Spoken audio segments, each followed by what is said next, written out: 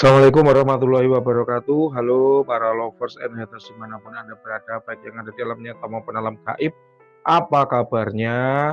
Salam cerdas bersupranatural. Ingat, dimanapun Anda membeli azimatnya, Mbak Wira sediakan edukasinya. Dan edukasi ini sifatnya gratis. Oleh karena itu, tetap dukung channel Mbak Wira dengan klik tombol subscribe, like, dan komen. Karena semua itu memberikan Mbak Wira semangat untuk terus berbagi dan mengedukasi. Pengumuman untuk teman-teman semuanya, sebagaimana janji Mbak Wira untuk memberikan kita Padepokan Sengkat yang berisi beragam ilmu spiritual dan supranatural, serta ada tambahan ilmu kasepuhan yang Mbak Wira masukkan sebagai hadiah untuk para subscriber channel Mbak Wira tercinta. Ya, apabila teman-teman ingin mendapatkan kitab tersebut, silakan join komunitas Padepokan Sengkelat. Untuk join gratis, linknya ada di kolom deskripsi, tinggal diklik saja. Pembagian kitab akan Mbak Wira lakukan sekitar akhir bulan Januari. Baik teman-teman semua, langsung saja malam ini kita ada klien nomor 9233 Trawangan, sebuah apa ini? Rajah Dewa ya. Rajah Dewa ini kalau menurut Mbak Wira tembang liring, tapi klien menyebutnya Rajah Dewa, ya tidak apa-apa. Apapun sebutannya kan yang penting adalah manfaatnya. Ingat, sebelum Mbak Wira melakukan terawangan Rajah Dewa, Mbak Wira tidak tahu Rajah Dewa ini beli di mana, harganya berapa, ataupun dalang yang membuat atau yang meritual siapa. Sehingga apapun hasil terawangannya nanti adalah sesuai dengan kondisi foto benda yang diterawang. Jadi tidak ada unsur ingin menjatuhkan atau menjelekkan siapapun gitu ya. Toh Mbak Wira juga nggak kenal. Yang kedua, tidak ada unsur ingin bersaing usaha, karena Mbak Wira tidak jualan Rajah Dewa, tidak jualan tembang liring juga gitu ya. Jadi apa adanya saja, mohon maaf, Mbak Wira tidak bisa mengatur agar klien itu selalu bisa menerima hasil terawangannya. Karena Mbak Wira terawangan apa adanya, seringkali itu jadi kurang indah untuk didengar. Tapi ya gimana lagi, namanya Mbak Wira dibayar kan harus menyampaikan suatu hal yang benar. Perkara klien itu bisa menerima atau tidak, kembali ke kesiapan hati masing-masing dari klien itu sendiri ya. Karena bahaya banget apabila Mbak Wira itu berdusta. Contoh, ada klien diabetes ya, penyakit gula tinggi. Dia datang ke dokter, "Dok, sebetulnya saya ini sakit apa?" Kalau klien dibilang, "Oh Anda ini kalau dari indikatornya gulanya tinggi sehingga Anda sakit diabetes." Lalu klien nggak siap, lalu dokter berbohong, "Oh Anda itu sehat, nggak sakit apa-apa, semua baik-baik saja, all is well," gitu kan. Apa yang terjadi? Bisa mati beneran karena sakit gulanya makin parah. Oleh karena itu sangat penting bagi seorang penerawang untuk menyampaikan suatu hasil terawan itu apa adanya. Tidak hanya sekedar yang indah-indah aja. Oh iya isinya macan gitu kan, maung bodas, sebenarnya orang kan kayak gitu. Isinya kodam dewa-dewa, isinya kodam raja-raja, itu dikasih yang indah-indah biar seneng, kalau seneng terus beli lagi. Enggak seperti itu, kalau Mbak Wira nggak bisa. Ya jadi mohon maaf bagi teman-teman yang pesan jasanya terawangan Mbak Wira, maka Mbak Wira sampaikan dulu di awal bahwa kapan waktu yang paling tepat untuk melakukan terawangan adalah saat Anda siap menerima apapun hasil terawangannya.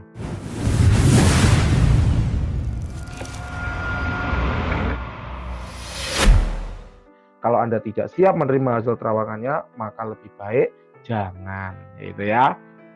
Baik, teman-teman semua, langsung saja untuk klien 9233 hari ini Sabtu 21 Januari 2023 jam 19 malam. Terawangan sebuah Rajah Dewa. Rajah Dewa ini sebagaimana biasanya Mbak Wira cek dengan beberapa metode. Yang pertama yaitu metode vibrasi energi. Kenapa kok metode vibrasi energi? Karena adanya tuah pada suatu benda bertuah. Adanya tuah itu karena benda tersebut mengandung energi. Nah, energi sendiri ada beberapa macam.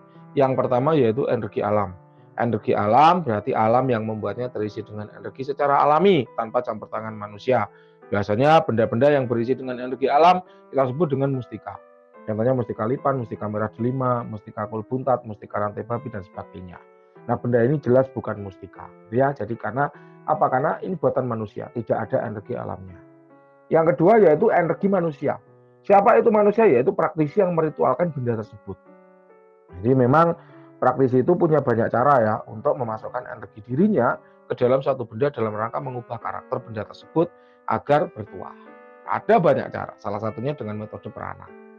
Nah, Raja Dewa ini ya menurut Mbak Wira mengandung energi dari praktisi yang meritualkan dan energinya itu positif. Meskipun ini Raja Dewa aliran kiri dibuat dengan pakem aliran kiri, tapi ini sifat energinya positif. Jadi menunjang dalam urusan pengasihan dan kewibawaan. Pengasihan itu membuat Anda nampak lucu, imut, ya, sehingga Anda mudah disenangi oleh orang lain. Kalau kewibawaan itu membuat Anda nampak gagah dan berwibawa, membuat Anda mudah disenangi orang lain. Jadi mau itu sesama jenis atau lawan jenis, sama-sama bisa terpikatnya. Tapi ingat kalau sesama jenis itu maksud Mbak Wira bukan bicara homo ya, tapi lebih cenderung ke suka secara pertemanan. Contoh, Mbak Wira di kantor itu ada teman baik laki-laki maupun perempuan. Yang perempuan ya suka sama Mbak Wira, karena apa? Mbak Wira enak diajak berteman dan nggak pelit. Yang laki-laki juga suka sama Mbak Wira karena segan.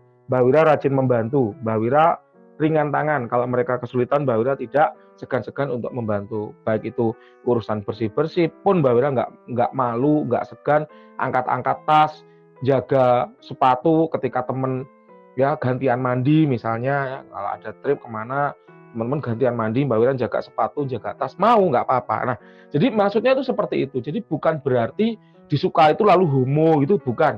Melainkan lebih ke arah pertemanan yang positif. Kalau lawan jenis bisa suka, bisa cinta, ya. Itu ya tergantung pribadi orangnya. Jadi ini tuah komplit ya, mau disenangi oleh yang sesama jenis atau lawan jenis ada, tapi itu tadi konotasinya bukan LGBT, bukan homo, melainkan lebih ke arah pertemanan gitu ya. Nah, untuk energi dari praktisi, kalau Mbak Wira skalakan dari 1 sampai 100, kira-kira ada di level 80. Kenapa? Karena benda ini jarang dipakai. Ya, jadi terus terang aja bahwa Anda jarang menggunakan benda ini, jarang mengakses tuahnya. Paling cuma dibawa aja ngalor ngidul, ngetan ngulon, dibawa gembol kemana-mana, tapi secara ikatan batiniah Anda tidak mengaksesnya. Itu sama seperti, nah ini bagian dari wawancara ya. Jadi Kodam itu memberitahukan kepada Mbak Wira bahwa ini seperti suami istri yang satu rumah tapi masing-masing sibuk dengan HP-nya. Bener makan satu meja tapi masing-masing sibuk dengan HP-nya. Bener benda ini dibawa kemana, ke sana kemari, tapi tidak diakses tuahnya, tidak diajak ngobrol Kodamnya.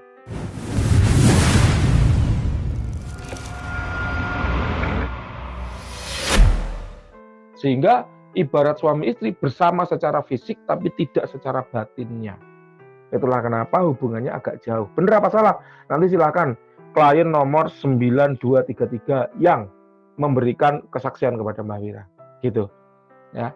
Lalu yang ketiga yaitu energi dari Kodam. Kodam adalah jin yang sudah ditundukkan agar patuh loyal membantu manusia. Tembang liring atau haikal apa sih? Raja Dewa ya. Raja Dewa ini menurut Mbak Wira berkodam. Mbak Wira menemukan ada energi Kodam di dalamnya. Energinya dingin dan menarik, ada perasaan hangat menolak yang menjadi tanda bahwa memang secara energi memang lebih ke arah pengasihan dan kewibawaan. Ya, bagus sesuai dengan energi dari manusianya tadi. Nah, selain menggunakan metode vibrasi energi, kita juga menggunakan metode lain ya. Karena Mbak Wira paham kok ketika klien itu datang ke Mbak Wira pasti ekspektasinya itu macam-macam. Harapannya itu tinggi, bendanya berisi macan, berisi raja-raja, berisi dewa-dewa, kan gitu. Oleh karenanya Mbak Wira juga berusaha menggunakan banyak metode agar hasil terawan itu lebih akurat. Nah, metode yang kedua namanya metode visualisasi. Apa itu? Yaitu suatu metode yang digunakan untuk mencari tanda-tanda visual atau kehadiran entitas pada suatu benda bertuah atau manifestasi lah bahasa mudahnya. Nah, Mbak Wira mendapati sosok laki-laki gagah tinggi besar memakai baju biru, ada semacam kayak anting-anting di hidungnya. Ya, ini menarik, kelasnya bangsawan, artinya dia bukan rakyat jelata ya. Asal Kodam dari daerah Kalimantan Tengah, ini masuk kategori jin hutan, wahid entitas aman tanpa dampak negatif. Meskipun Raja Dewa ini dibuat dengan pakem aliran kiri, ada darahnya, artinya kalau darah itu apa? Dawat surga gitu ya. Tapi ini Kodamnya atau entitas yang menghuni adalah golongan white entitas ya, aman tanpa dampak negatif. Usia Kodam kira-kira 2.800 tahun, itu masuk kategori tua ya. Kalau tua standarnya Mbak Wira itu 3.000, kalau 2.800 ya udah tua dengan level power 9, tapi terasa seperti 8,6. Kenapa? Karena itu tadi jarang diakses katanya ya. Jadi saya itu ibarat istri tapi jarang dibelai katanya gitu ya. Jadi jarang diakses, jarang digunakan. Memang dibawa kemana-mana tapi ya itu tadi jarang dipakai, jarang disentuh secara batin ya. kayak gitu. Nah, kemudian ya untuk tuahnya sendiri lebih ke arah pengasihan, kewibawaan, serta ada untuk penunjang karir. Tapi memang pengasihan dan kewibawaannya yang kuat ya. Kemudian untuk tuah ini sudah jalan tapi masih bisa dimaksimalkan lagi seiring dengan kedekatan pemiliknya dengan kodam benda ini. Lalu bagaimana caranya Mbah menjalin kedekatan antara manusia dengan kodamnya? Yaitu dengan cara rutin melakukan komunikasi. Ya, rutin melakukan komunikasi. Bagaimana cara melakukan komunikasi dengan kodam sudah ada di banyak video, sudah Mbak Wira bahas di banyak sekali video. Ketik aja cara berkomunikasi dengan kodam itu akan keluar. Ya, di channel Mbak Wira sudah Mbak Wira jelaskan berkali-kali di banyak video.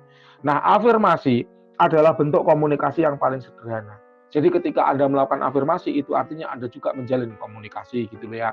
Itulah kenapa Mbak Wira bisa bilang bahwa Anda jarang mengakses kodam atau tuah pada benda ini karena memang Anda jarang melakukan afirmasi. Anda berharap tuahnya otomatis jalan, padahal tidak bisa demikian.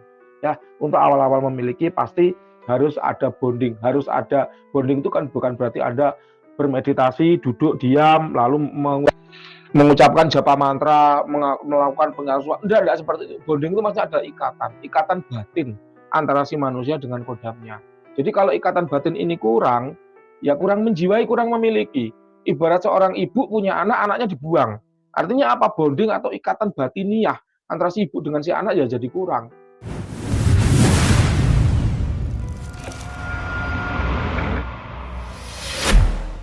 Anaknya kecelakaan, ibunya nggak kerasa apa-apa. Tapi kalau bonding antara si ibu dengan si anak ini kuat, anaknya kecelakaan jatuh di jalan, ibunya kerasa. Kayak gitu loh, maksudnya bonding itu seperti itu. Jadi bukan kok bonding, oke Mbah, nanti aku akan melakukan bonding. Bukan itu maksudnya. Bonding di sini adalah komunikasi ikatan batin. Ya, menjalin ikatan batin. Bukan dengan meditasi, bukan, tapi dengan komunikasi. Loh Mbah, kan salah satu teknik dalam melakukan komunikasi adalah dengan cara meditasi, betul. Tapi artinya bonding di sini bukanlah bonding-bonding seperti bahasa supranatural yang oke, aku akan melakukan bonding, meditasi, mengucapkan spell bonding. Bukan itu yang Mbak Wira maksud. Bonding di sini adalah ikatan batin. Jadi bagaimana Anda sering menjalin komunikasi dalam rangka menjalin bonding, menjalin ikatan batin antara kodam dengan Anda kayak gitu ya.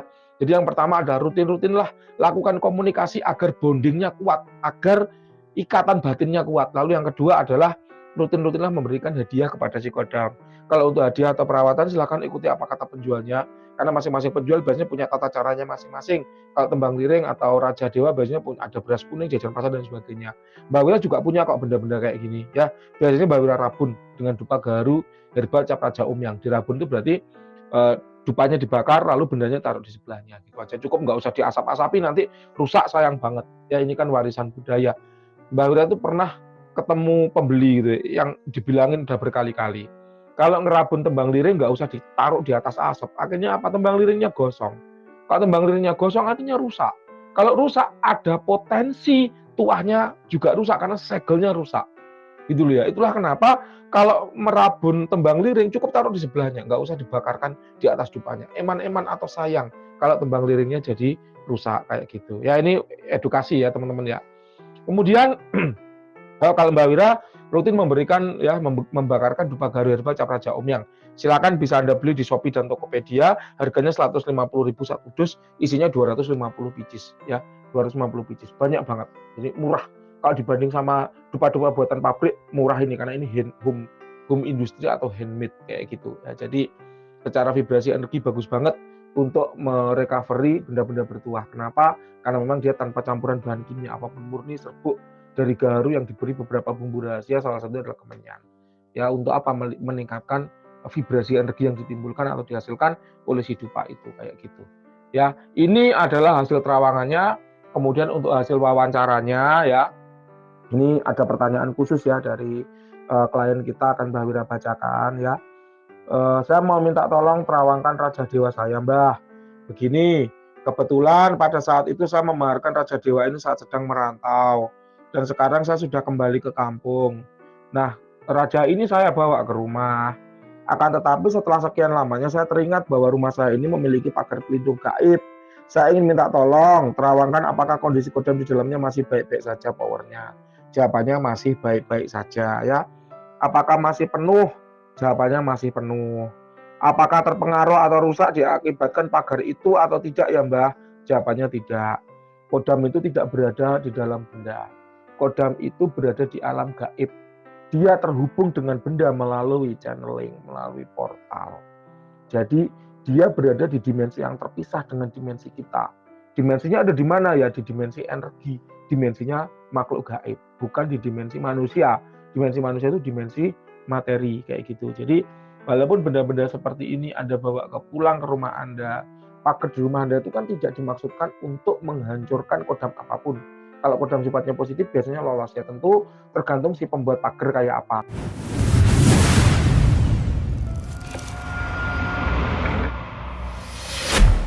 Kalau Mbak Wira juga punya pagar, tapi aman atau ramah untuk kodam Mbak Wira sendiri, tapi tidak ramah untuk kodam orang lain. Sehingga kalau ada praktisi lewat dekat rumahnya Mbak Wira, ya biasanya ternetralkan kalau azimat-azimatnya lemah. Tapi kalau azimatnya kuat ya nggak masalah. Ya, dan pagernya lebar.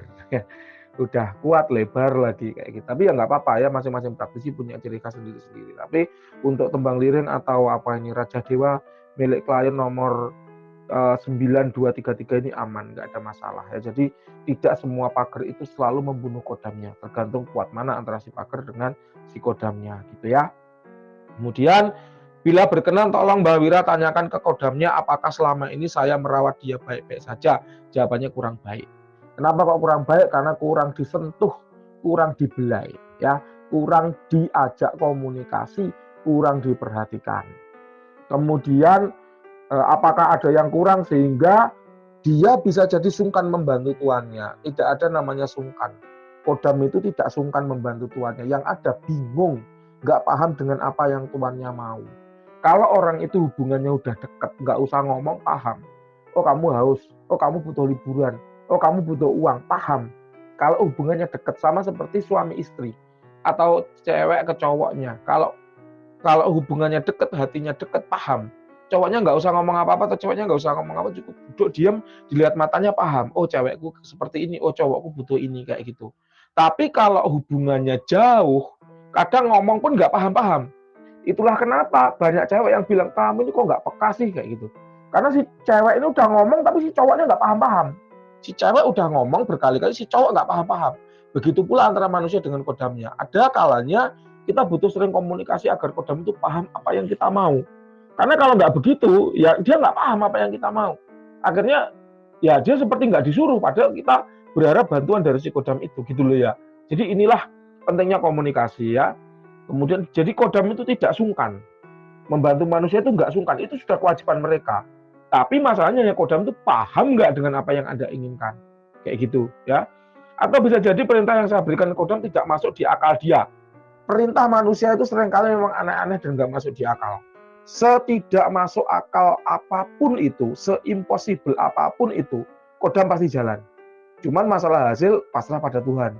Karena kodam bukan Tuhan, kodam bukan penentu hasil. Contoh, Mbak Wira melakukan perintah, wahai kodamku aku perintahkan padamu untuk memikat Anya Geradin, agar Anya Geradin suka padaku. Itu kan perintah yang nggak masuk akal. Anya Geradin nggak kenal siapa Mbak Wira. Gimana mungkin Anya Geradin mau naksir sama Mbak Wira? Tapi kodamnya tetap berangkat. Ya walaupun sampai di sana pelongo gitu ya, bingung. Gimana caranya, kenal aja enggak gitu. Kodamnya balik. Loh kok Anya Geradin enggak naksir sama Mbak Wira? Ya Tuhan tidak menghendaki seperti itu. Di kodam pun bingung, enggak ada jalannya untuk mewujudkan tuah itu. Jadi perlu usaha nyata. Itulah kenapa sering Mbak Wira sampaikan bahwa usaha nyata itu adalah jalan masuknya tuah. Contoh, kita afirmasi pengasihan, tapi kita sukanya dekem, nongkrong, diem di dalam kamar. Gimana cewek mau kenal kita? Kalau kita tidak keluar sama sekali, tidak ada usaha nyata untuk keluar, untuk kenalan sama orang. Kita afirmasi untuk kerejekian, tapi kita nggak mau dagang, nggak mau jualan, nggak mau kerja. Gimana rezeki itu mau datang gitu loh. Loh kan bisa Mbak, rezeki itu datang sendiri. Ya bisa, tapi kalau Anda menunggu rezeki yang datang sendiri, ya nggak datang-datang, rezeki itu perlu dijemput. Itulah kenapa Tuhan menciptakan burung ada sayapnya. Ketika pagi burung itu terbang ke sawah mencari makan. Kalau burung-burung laut ya pergi ke laut mencari ikan.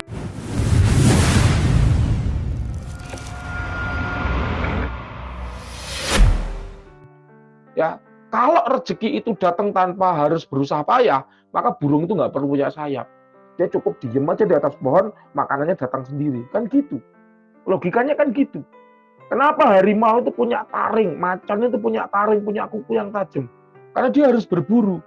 Kalau Tuhan itu, Tuhan kan mengatur rezeki semua makhluknya, kita nggak usah ngapa-ngapain, tunggu aja ya. Maka macan cukup diam aja, mangsa datang sendiri. Tapi apa ya mungkin? Sama seperti manusia. Manusia mau pakai kodam kerezekian 1 karung, kalau dia nggak ada usaha nyata, ya gimana tuahnya mau masuk?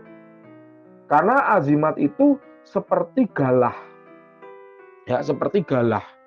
Usaha nyata itu adalah wujud kita memegang galah untuk nyenggek atau nyundul rezeki yang namanya mangga yang ada di pohon. Nah, ada galahnya, kalau nggak kita sundulkan, gimana mangga itu mau jatuh? Nah, alatnya namanya kodam. Usaha nyatanya namanya, ya kita pegang galah itu, kita sundulkan ke buah mangga. Nah, akhirnya mangga itu mau jatuh gitu loh. Ada galahnya, kita nggak mau nyundulkan ke mangga, ya gimana mangganya mau jatuh? Jatuh kok Mbak, kalau udah busuk jatuh sendiri ya. Ya emang ente mau gitu nunggu rezeki yang udah busuk gitu loh. Nunggu rezeki yang udah expired, emang mau gitu. Paham ya? Jadi itulah kenapa usaha nyata itu menjadi penting. Ya, karena ya itu tadi sebagai jalan masuknya tuah. Baik, itu yang bisa Mbak Wira sampaikan ya, terawangan dan wawancara. Mohon maaf apabila hasilnya kurang indah untuk didengar, tapi Mbak Wira merasa Anda perlu tahu semua hasil wawancara itu tadi. Demikian, terima kasih. Silakan kalau ada yang bertanya, ada yang kurang jelas boleh ditanyakan. Terima kasih. Selamat malam.